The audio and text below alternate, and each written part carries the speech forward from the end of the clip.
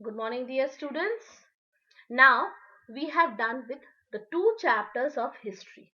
Now I am going to introduce you with the new chapter and with the new subject, which is geography.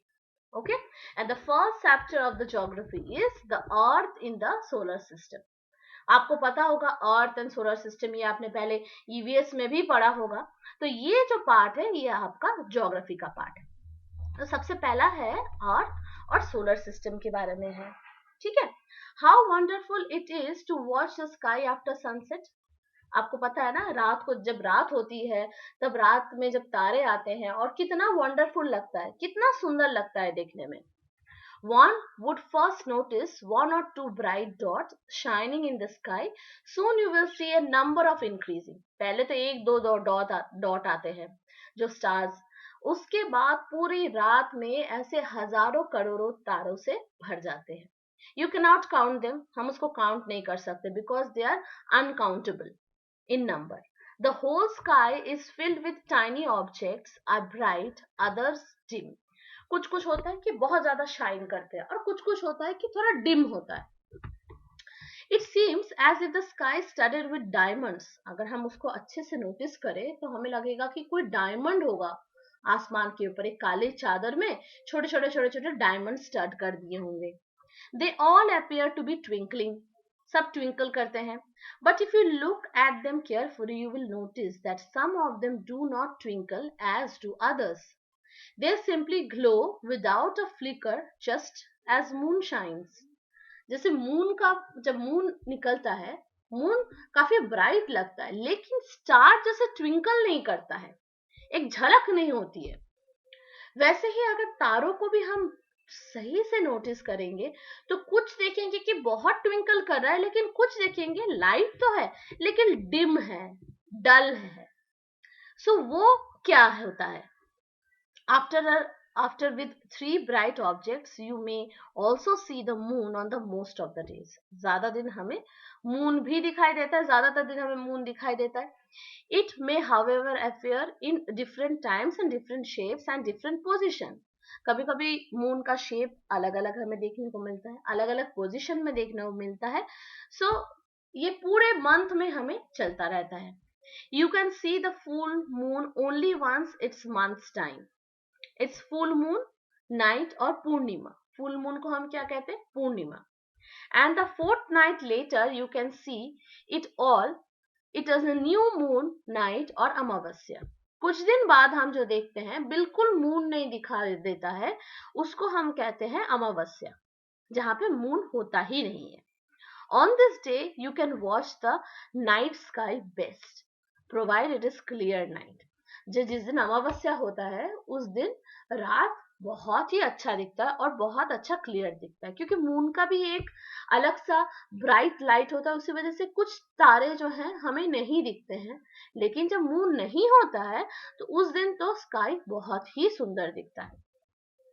Do you wonder why we can't see the moon and all those bright tiny objects during day? अच्छा, आपको क्या लगता है कि ये जो दिन में तारे नहीं होते हैं, मून नहीं होता है, तो हमें दिखता क्यों नहीं है? It is because the very bright light of the sun does not allow us to see all these bright objects at night sky. क्योंकि सुबह को जब सूरज उगता है, सूरज का लाइट इतना ब्राइट होता है कि ये सारे हमें दिखा ही नहीं देते. लेकिन ऐसा नहीं कि ये है नहीं, ये अपनी जगह पे उसी पोजीशन में है, लेकिन हमें दिखाई नहीं देते हैं. The sun, the moon and other objects shining in the night sky are called celestial bodies. ये जो सारी चीजें, मून हो गए, सन हो गए, स्टार्स हो गए, ये सारी चीजें जो है, कुछ प्लैनेट्स हो गए, इन सारी चीजों को हम कहते हैं celestial bodies.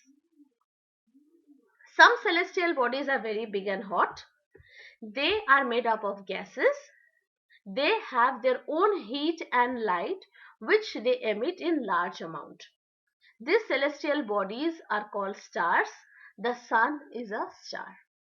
ये कुछ celestial bodies होते हैं ना, ये काफी ज्यादा गर्म होते हैं, big hot, like a big hot ball, और अलग अलग different types of gases होते हैं उसके आसपास में, उसी गैसेस से वो बने होते हैं. So they have their own heat and light. ये उनका अपना हीट एंड लाइट होता है और वो large amount of heat and light देते भी हैं हमें. ऐसे सेलेस्टियल बॉडीज को हम स्टार कहते हैं. और सबसे बड़ा एग्जाम्पल स्टार का है सन. क्या आपको पता है, ये जो सन हमें दिखाई देता है रोज अर्ली मॉर्निंग हमें दिखाई देता है टू इवनिंग, ये एक बहुत बड़ा स्टार है. और बाकी सारे स्टार इतने दूर है, छोटे हैं, हमें क्यों नहीं समझ में आता. सन ही क्यों? क्योंकि सन जो है हमारे अर्थ के पास है. अब सोचो, एक सन से हमें इतनी गर्मी, इतनी हीट मिलती है, तो सोचो अगर कोई और एक स्टार अगर हमारे सामने आ जाता है तो प्लैनेट तो सारे जल जाएंगे, है ना. तो इसी वजह से सन भी एक स्टार है, लेकिन वो हमारे पृथ्वी के काफी पास है. इसी वजह से हमें इतना ज्यादा उसका हीट और लाइट फील होता है. Countless twinkling stars in the night are similar to sun. जो मैंने कहा था, जो हमें इतने सारे तारे दिखाई देते हैं वो सारे ही सन की तरह है. कुछ सन से तो बहुत ही ज्यादा साइज में बड़े होते हैं, लेकिन क्योंकि वो हमसे कोसों कोसों दूर है, हमसे मिलियन मिलियन फार अवे है, kilometres far away, that's why हमें सिर्फ थोड़े से दूर से ये छोटे से ट्विंकलिंग जैसे नजर आते हैं. और उसको ना उसका हीट फील होता है ना उसका लाइट फील होता है. We do not feel the heat or light as they look so tiny because they are very very far from us. वो हमसे काफी दूर है, इतने दूर है कि ना उसका लाइट ना उसका हीट हमें कुछ भी फील नहीं होता. Now see, यहाँ पे एक छोटा सा पिक्चर दिया गया है. यहाँ पे देखो, ये जो लड़की है ये खड़े होके देख रही है ना. हमारे यहाँ पे बहुत सारे अलग अलग किस्म के स्टार होते हैं. The first star that she is observing is the North Star. You have noticed that all objects look smaller when seen from distance. How small an aeroplane looks when it is flying in the great height. दूर से कोई भी चीज देखो तो हमें वो छोटी नजर आती है. जैसे फॉर एग्जाम्पल कोई हेलीकॉप्टर या फिर कोई एरोप्लेन जब ऊपर से उड़ के जाता है तब वो एकदम छोटा सा दिखता है हमें. स्टार्स भी वैसे ही दिखते हैं हमें. While watching the night sky, you may notice various patterns formed in different groups of stars. These are called constellation. बहुत सारे ग्रुप ऑफ स्टार देखना, साथ में ग्रुप बने रहते हैं. ये 3 ग्रुप या फिर 7 ग्रुप, ऐसे अलग अलग ग्रुप बने रहते हैं जिसको हम कॉन्स्टलेशन कहते हैं. Ursa Major and Big Bear is such constellation. One of the most easily recognizable constellation is the small bear और सप्तऋषि. सप्तऋषि जो है, एक साथ देखो यहाँ पे एक पिक्चर है, 7 तारे दिखाई देंगे, 1 2 3 4 5 6 7. इस पिक्चर में देखो, तो इसको इसलिए हम कहते हैं सप्तऋषि. सप्तऋषि के लास्ट 2 तारे हैं, उससे अगर हम सीधा चले जाते हैं वो एक 3 टाइप का कंस्टेलेशन, 1 2 3, ये भी आ जाएगा. और यहाँ से ऊपर नॉर्थ स्टार दिखाई देगा. नॉर्थ स्टार इसी वजह से कहते हैं कि पहले के जमाने के जो लोग हैं ये नॉर्थ स्टार को देख के अपने, मतलब तब के जमाने में ना मैप होता था ना डायरेक्शन बताते थे, लेकिन नॉर्थ स्टार नॉर्थ को पॉइंट करता था. इसी वजह से लोग अपना डिस्टेंस पहुंच सकते थे ये नॉर्थ स्टार को देख देख के. तो हम नॉर्थ को देख लिया तो हम ईस्ट वेस्ट और साउथ का भी पता लगा सकते थे.